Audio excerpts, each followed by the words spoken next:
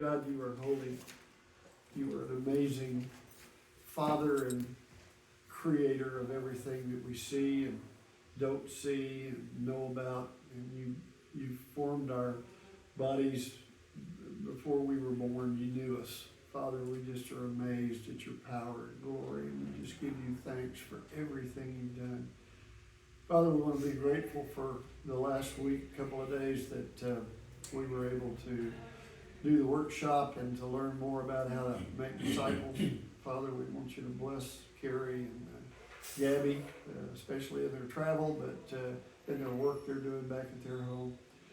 Father, we want to extend what you've started here and to expand it in such a way that the men that we support will understand the value of getting back to disciple making and change our philosophy a little bit to realize what our duties are, what our responsibilities are, what our command is to follow what Jesus told us to do.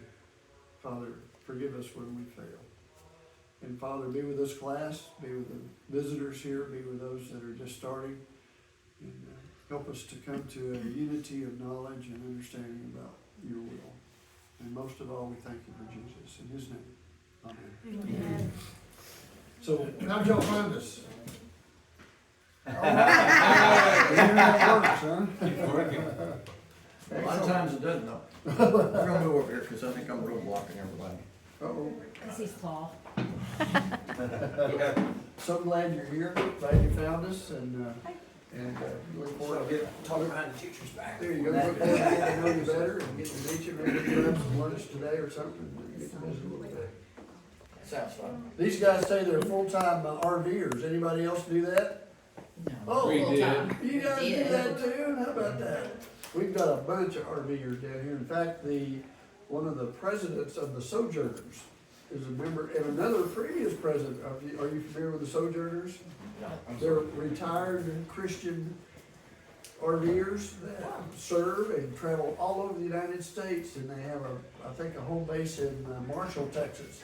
And they go there, and other congregations like us will send them what we need, what we would like to have done, and they'll send teams to us, and they have their own ability to stay where they are, and they serve. It's a really neat organization that we've dealt with for a number of years. So I thought maybe when you said full time, that might be what y'all were doing. So No, we're nobody. You are somebody. this is Kerry Cox and Gabby Mino. Gabby is from Ecuador. She was fortunately here, or our translation abilities this week would have been a little bit lacking. Kerry is a minister of a college campus. I'll let him kind of tell you about what their growth and stuff has been. You probably already heard a little bit about it. But what I wanted to do this morning is that we've been through this class a couple of times, and we've gone through our training a couple of times. And Kerry and Gabby have been doing it. Kerry's been doing it 25 years, and Gabby's been doing it 15 years, I think. It was a lot longer than we thought. And so they have experienced the things that we are going to be experiencing, so they can help us a lot. We also recognize that there's a community next door to us called McAllen that doesn't have a growing Church of Christ. And we have our eyes on that community, and we want to start praying about that. We think that a community of 140,000 ought to have a Church of Christ in it. And if God wants us to be doing that, then let's get out of his way and let him get that accomplished and work on that. So you got to plant some seeds sometimes to be thinking about. You know, my goals and possibilities are a lot smaller than God. He can do so much more than we can even dream about. Just for your guys' information, we support 22 men that speak Spanish that are in the Rio Grande Valley and over in Mexico. So it started 35, 40 years ago. We planted one man out in what we call a colonia substandard subdivision. And he knocked doors and started relationships with families. And next thing you know, we got 100 people meeting in that church. And let's do it again. And so we hired another guy and put him in another colonia. And next thing you know, it's huge. So we found out that if we let God lead us, that some amazing things will happen. So with that, I'll turn it over and let you take off. And if you got questions, they're willing to answer any questions you have. We went through a 2-day, pretty intense seminar on a program called The Way of Discipleship. We found out about this accidentally, I guess. I went to a seminar, and this is the best teaching method I've ever seen from bringing somebody from not knowing Christ to being a disciple of Christ, to being able to make disciples. Dora is my newest student. Dora started worshiping with us. This This will be is the her third week. third Sunday. And she has gone through the study. We went through everything. She's been restored. She's made a commitment to change her life. She started the next program, which is Baby Disciples. And it's a 10-week program where we touch Dora's life every day with a Bible study. Tomorrow, Dora and I are meeting, and we're going to go through those studies, see if she has any questions on it. And it keeps us connected. She knows that somebody's praying for her, somebody's thinking about her, and we want to have a relationship with her. And that's what makes us care for one another and grow and feel connected to a group. You can't do it meeting, looking at the back of somebody's head Sunday morning and expecting something. Matthew 28:18 doesn't say to go and make decisions, it says go and make disciples. That's Amen. exactly right. Amen. So And that's- you can't leave it at that. That's our marching orders. And so, Kerry, take over. I guess so. You just want me to kind of fill in on our background? Sure. All right. So, I grew up as a kid on a church plant. My dad and his best friend started a church in a basement with 20 people, and It's a preacher's camp. yeah, I'm a PK. I'm the worst. Me too. You know how we get. But I grew up in this church plant where they basically had left the Church of Christ that was there and existing and wasn't really doing much to make disciples in a sense, and so they decided they wanted to be a church that was going to reach unchurched people, people who didn't know God at all, and find people who were broken and hurting, and build a church. And they called it the Greater Alton Church, and their moniker, I guess, is your bridge to a better life. And it was all this idea that God has the answers to the problems of the world, and we need to make sure people know that. And so I watched that little church grow from like 20 people in the basement to like close to 600 people, and it really changed. And out of that 600 people, like almost nobody there, maybe a handful, 10 or so, had Church of Christ roots at all, Restoration Movement roots at all. And What's the average age? well, there it was different. It was a little different in Greater Alton, but in 2004, we decided that it was time that we start planting other churches that were doing the same thing. So 30 of us moved from Illinois to Missouri to plant the church that we're now a part of. And we started with about 30 of us. That was including kids. And since 2004, we've watched pretty much the same thing happen. We've grown to a church that's running close to 650 on Sundays now. And when you look at that church, it's the same kind of thing. Like, you're talking a handful of Restoration Movement people and a bunch of unchurched people, or people who were nominal churchgoers, I guess you would say. But a lot of hurting people, a lot of broken people. If there's 650 people there on Sundays, there's 150 college kids, another 100 teenagers, another 80 junior hires. We have more high schoolers and junior hires bring their parents to Christ than the other way around. It's crazy. And really the same thing with college students that are bringing their families. But, then from the age of 22, the rest of our congregation, probably another 40% of them are between 22 and 40. And then when you get past the age of 40, there's like my parents and a handful of other couples that are there. It's just a super young church. I'm going to talk about this in the sermon a little bit, so I don't want to get into some of it quite yet. But the whole focus has been reaching people who are lost and making disciples. And since then, in 2014, 2017, 2020, we sent out church plants each of those years. Basically the same size, 20-ish people, 25 people to start churches. And the one that went out in 2014 is where Gabby is serving. She's at that church plant. It was our first church plant we sent out from this church. And they're doing well. They've went from 20-ish people. They're running like 80 something was like that in the last couple weeks. 250 250. Yeah, that's right. No, I'm thinking of Colombia. Collinsville. So, but you know, they've grown. They had 250 people in church last week. They really just broke that 200 barrier recently. If you know much about church growth, there's a barrier at 200 that, I mean, most churches never break that 200 barrier. So it's been cool, and 80% of church plants fail. And so far, all the church plants are growing. They're doing well. They're reaching people. We have a very heavy emphasis on college ministry, and I'll talk about that a little bit more during the sermon. But it's just a church that's really serious about making disciples, finding hurting people, and seeing them do something. I'm gonna tell a quick story about one of our girls, because it'll connect with you guys, and this will give you the idea of the kind of people that we connect with. I told a couple of you guys this earlier, but I worked for the university while I was doing full-time campus ministry for a while, and there's a guy that lives here in the valley named Ben Lopez, and Ben recruits wrestlers for Lindenwood. Well, he's since retired, but so I've worked with probably 25 students from Farr or McAllen over the years, all the way in Missouri, which is crazy to think it's a small world, right? But one of those girls who lived here in McAllen, she grew up pretty rough. I won't get into all the details. Her family's coming to church today, which is extremely exciting. But you know, she wanted to come to college at Lindenwood, grew up rough. Her boyfriend told her, "You're not going to college there." She said, "I am going to college there." He said, "You're not." He's like, "Let's meet and talk about it." He took her out somewhere far away from town and beat her half to death and left her for dead on the side of the road.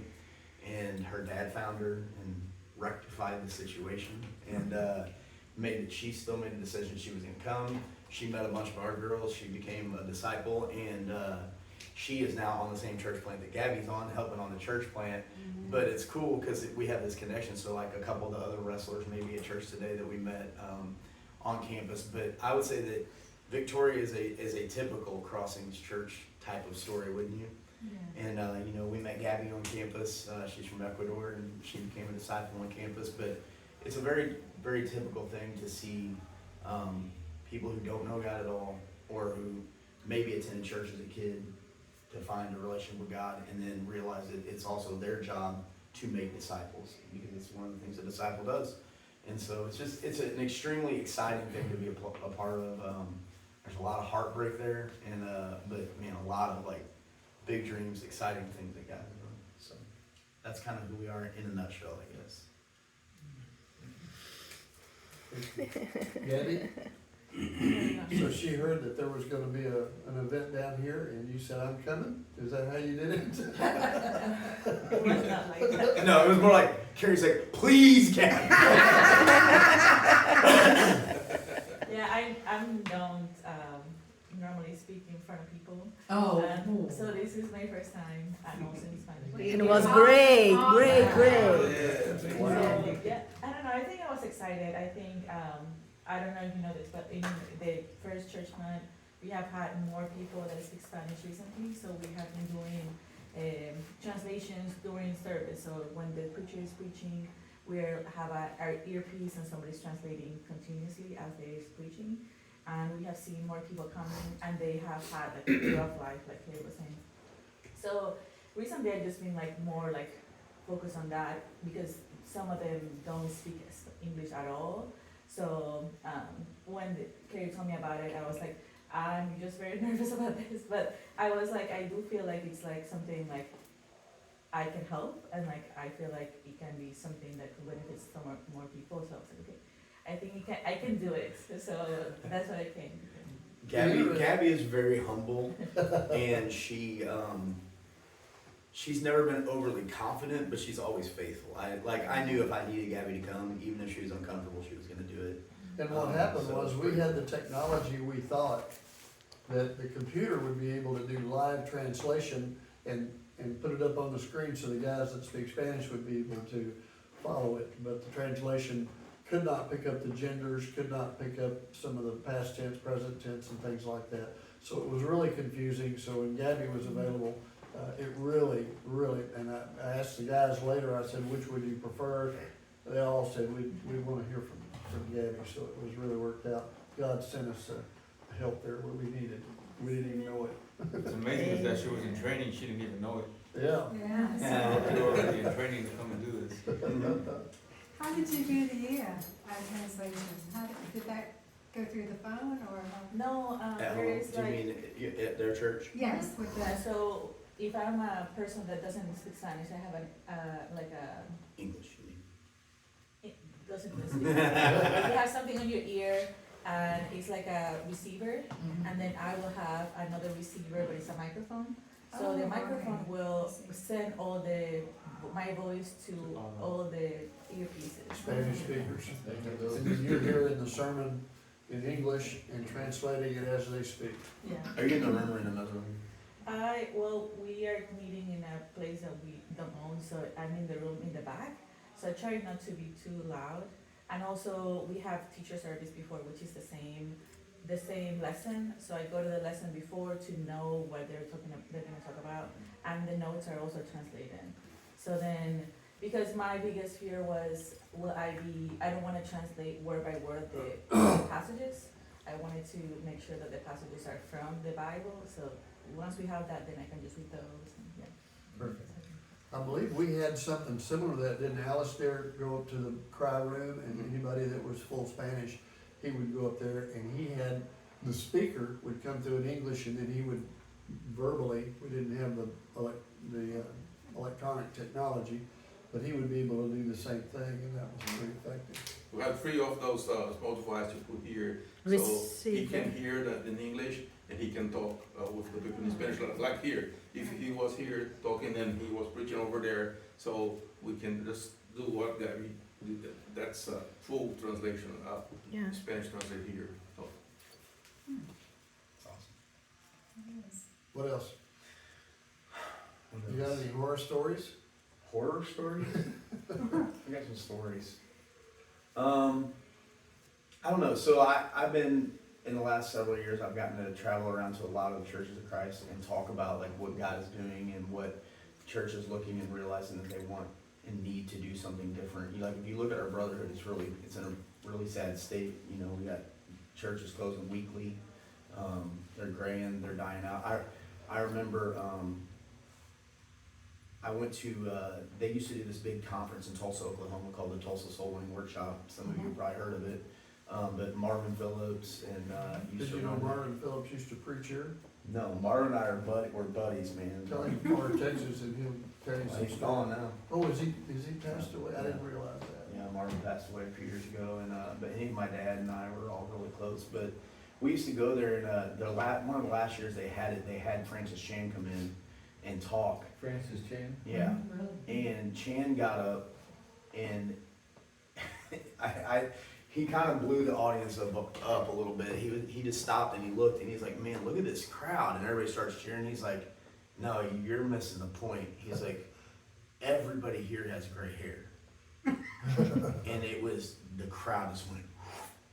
And he goes, "I'm not trying to be rude, but your movement is going to be gone in 10 years if you're not careful." And everybody was kind of taken back. And I remember sitting there thinking, I was like, he's exactly right though. Like, you know, our churches they're closing the doors. We're not keeping our young. They're walking away from God left and right. Most of the kids I grew up going to church camp with walked away from God. And I think that it's kind of a scary state of affairs when you look at our churches. And so something drastic has to be done. And I think major part of that is that our churches don't understand discipleship. And I know we got some messy history a little bit with the word discipleship amongst our brotherhood, you know, and people look at that and they look at the Boston movement or the international churches, whatever you want to call them, you know.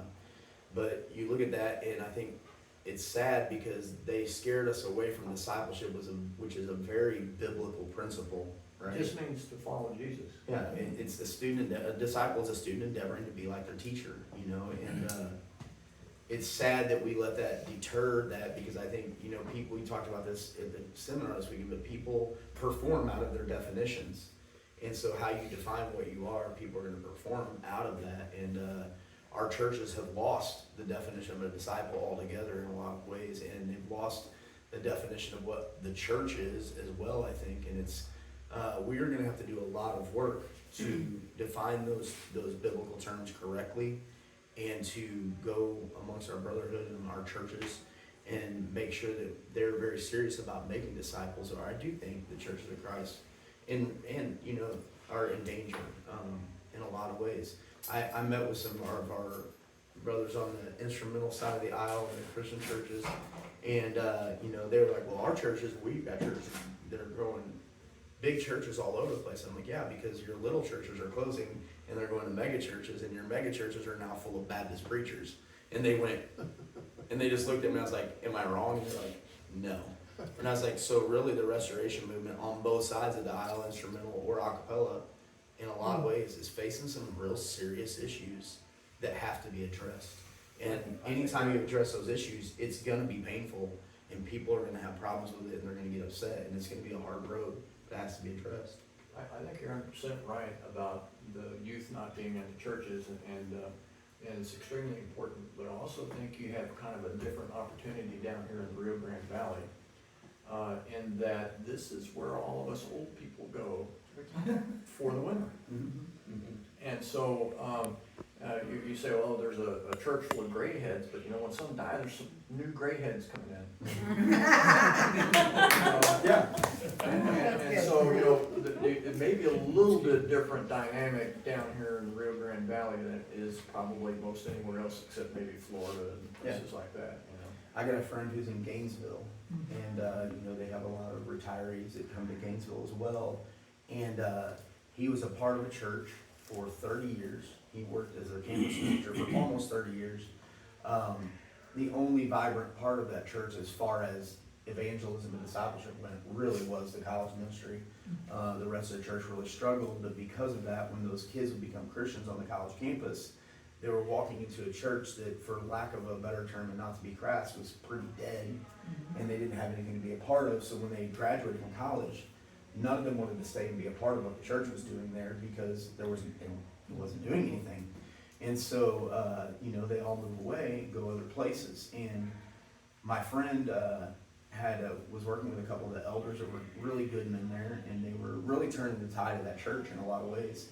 And some good things were starting to happen, and they were reaching some families, and some of the college kids were staying. And long story short, those elders left, the preacher quit, they hired a new preacher who was not thrilled about evangelism and discipleship and about what Donnie and them were doing. And after 30 years, they fired Donnie from that church in Gainesville, and that church is already on the decline, not even a year later. And Donnie has decided to plant a church in Gainesville that is going to reach the unchurched, and it's going to have an emphasis on college ministry, but he's 50, you know. Gainesville is where, in Texas? or That's Florida? Florida. Yeah, Florida. But, you know, it's funny because they just baptized an 83-year-old retiree. It's a church that's aimed and really at reaching unchurched and reaching, you know, being a church that's gonna kind of start young and it'll grow older, and that way they have people, well, I'm gonna talk about it in a minute, but they're gonna reach these people and send them out. Well, it's cool to see that they already have, you know, an 83-year-old retiree that was baptized this past week. It's such a cool thing to see. And I think it's crazy because the chances of someone becoming a disciple of Jesus after the age of 50 goes drastically down, you know. And so I feel like you do have an awesome opportunity here in the Valley because you have both. You have tons of retirees, but you have universities, you have young people who are flooding across the border. Like if you watch any coverage, no matter what channel, what news channel which news you watch, CNN, Fox News, I don't care. Regardless, all of them are saying the same thing. Young people are flooding across the border like crazy. I don't know if I'm out of line here, but No. It's funny, but you say it's right on TV, but how tangible is it? Like the people who are actually living here. And so I feel like that's a really big disconnect, because where are those people going? Where really are they? Because I live in the community and I don't see them. Yeah. They're in California. Well, they're being shipped out all over the place, So- right? But In Missouri. like I have, like all these kids who are coming to Lindenwood, and they're telling me they have tons of friends here that, are longing for something different, but they don't know how to find it. And I'm like, man, there's a church here. That's where you find it. This is where you make that connection.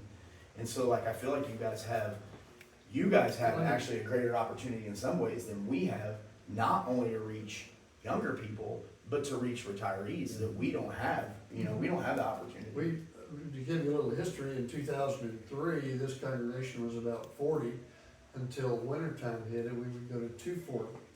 So we had that population for a while, but then COVID hit, gas prices hit, the trend seemed like grandparents were going to go see their grandkids instead of coming down here as much.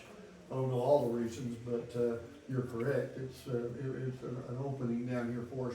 We have one of our elders that moved over to the Alamo. Alamo Palms, and That's where we're at. and we got two members here, one's a sojourner, got a mobile, travel trailer or whatever, and one of the elders, and they are trying to evangelize that community, now and trying to get together and start being involved in the functions. I'll introduce them to you here in a little bit. I think they're here because of Pete and Debbie, Oh, aren't you? really? Didn't Pete and Nope. Debbie Harris invite They're like, nope. No, it's Okay, well, There's your cousin of the I'm internet. good. That's how I know They you. found us on They're here there. with the Google. It's Alamo Palm. Not, What are you saying, Mick? we just, in the last month, we've had Donna and, Dora and, Debbie, Victor Victor. walk in the doors Yeah. of this building and Seeking. seeking, and that doesn't happen a lot. that's God. It's a God doing thing, it. it really Yeah. was. That's what we've been praying about. Yeah. Well, Acts 17, 26 and 27, right? For I know the times and places, and he says very specifically, I put people in specific times and places so that they might perhaps reach out to me and find me. Mhm. And the thing about that is God put the eunuch on the road, but there also had to be a disciple that was willing to go there and meet that eunuch, right? And Yes. Philip was willing to go and win and got in that chariot. And, If you've hit on something really important, and I think is a real problem in churches, is that we are a society of spectators. We watch football, we watch basketball, we watch baseball, Good point. and we come to church and we watch church. At church, you need to not be a spectator, you need to get out on the court. Amen. And right. until you change your mentality from spectator to player, Amen. then things are not gonna go well for you, because to know to do right and to not do it is a sin. That's right. Yeah. Well, don't you think, Kerry, part of it, and this, I saw this 20 years ago, is that we went from reaching out to, we forget what Jesus said, a disciple take a cross, and that's being uncomfortable, but no, we made our church buildings comfortable to the point of, if we make everything comfortable, we have basketball courts, we have this and this and this and this is what's gonna keep young people. No, they need to be involved, they need to be out serving, because that is being a disciple. Well, Not I sitting think it's in really here what you do with those tools, right? Yeah. Because so for instance, our new building that's finished in 3 weeks What has is our new building. Oh. And it has 2 basketball courts in it. The reason it has basketball courts in it is because in the county we live in, sports are these families' gods. That is what they worship. So we're like, well, we're gonna take that and utilize it. We're gonna let them host practices here, That's and we're gonna have members bait. here.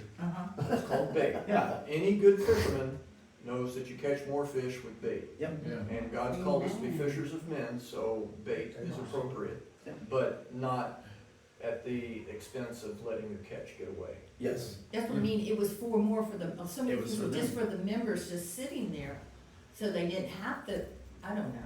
Well, I It's more about think too, comfort. so if you look back at the 50s, the churches of Christ people don't realize this, a lot of people don't realize this, Terrific. they were a church planting organization. Yeah. The churches of Christ were starting churches and planting churches left and right. And I think what happens is when people, it's the same thing that happened in the Old Testament. It's the exact same thing that happened to God's people in the Old Testament.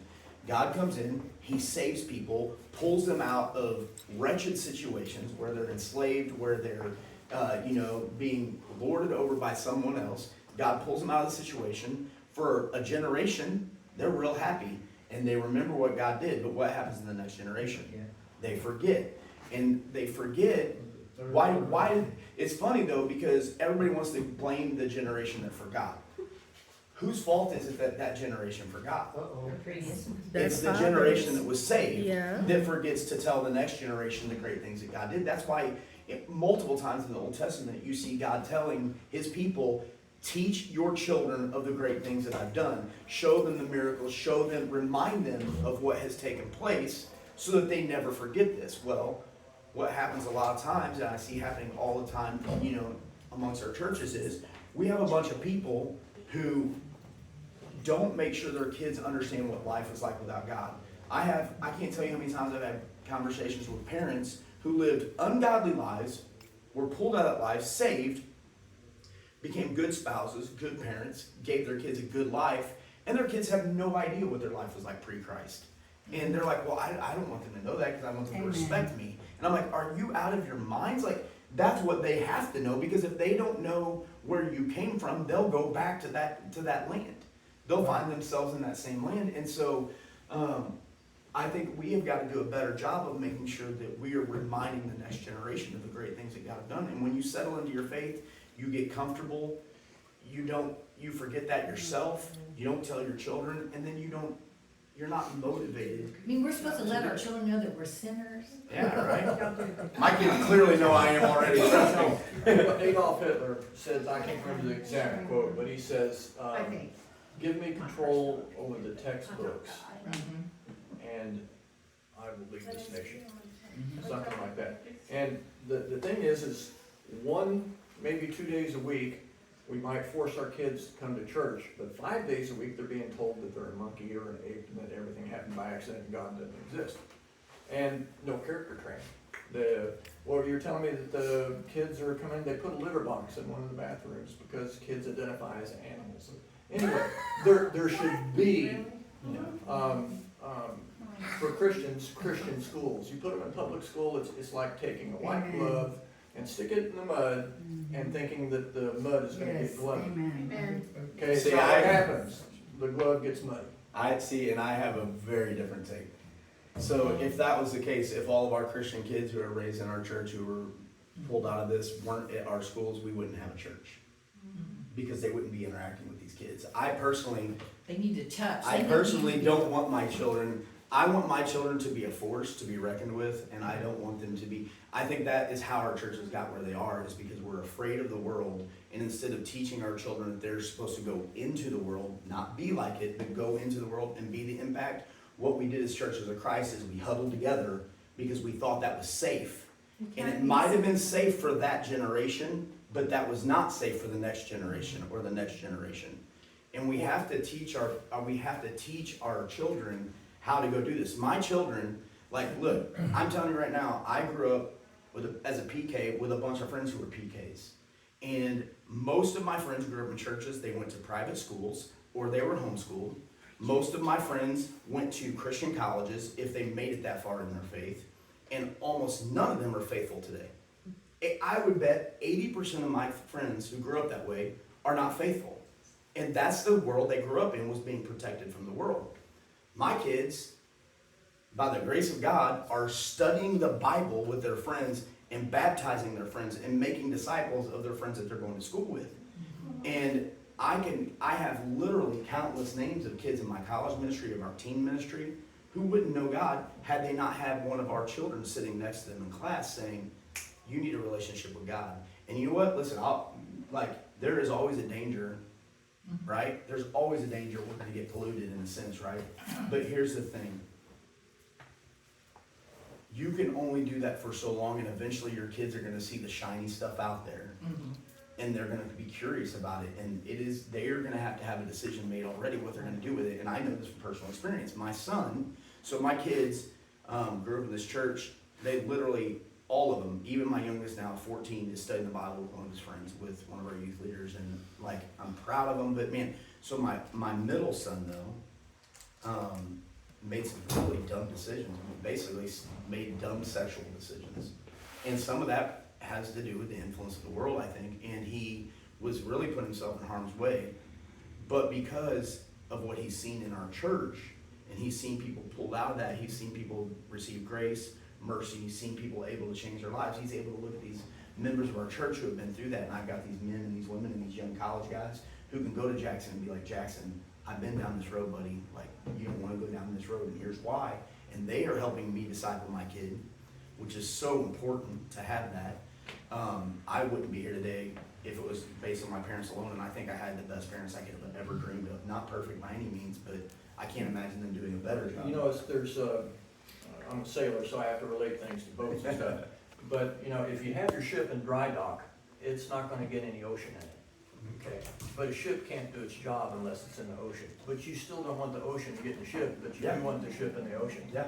And the other thing is, there's a real sad statistic that is, I heard not too terribly recently. They said that of church kids from Christian households, 80% of them lose their faith by their first year in college after high school. Yep. And here's the thing, a large percentage of those are homeschooled, large percentages of them. You know, like our Christian school, so we're leasing from a Christian school right now. It's not our school, but we're leasing them from them. Their enrollment is through the roof, like through the roof. But like I said, like most of my friends that I grew up going to church camp with went to Church of Christ schools, like in high school, elementary, high school, or they were homeschooled. And I'm telling you, almost none of them have a relationship with God. Like the one that I look at, that out of 100 kids that I went to school with, there maybe are 20 that still are faithful.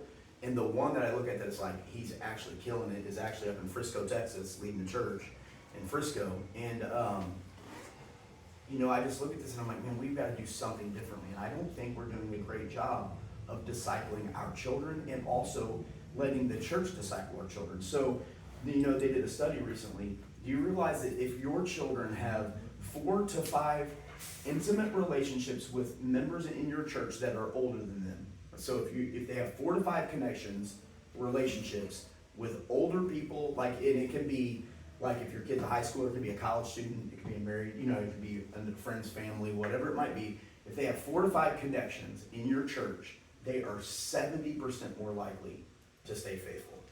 70%. But here's the thing. Our churches don't do that, because what our churches do is they show up on Sunday morning and they leave, and when do they see each other again? Next Sunday. Next Sunday.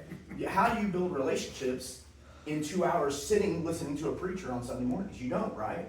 So if we want our kids to stay faithful and we want to stop this leaking ship that we have, right? That's sinking. We gotta find a way for us to disciple our children, but also to be humble enough to allow others to disciple our children, to allow others to be in relationship with our children. I think you're right on what you're saying about our kids going to public school. My youngest daughter, she's pretty good about talking about God in school and not getting in trouble. So all the teachers, students, they know that she's a Christian. She wears this band that Dell gave her, and they ask her, what is that for? So she starts explaining. Some of her friends have been here in the church. They have come to church. And some of the teachers have called out of a class to go and pray for them during the day.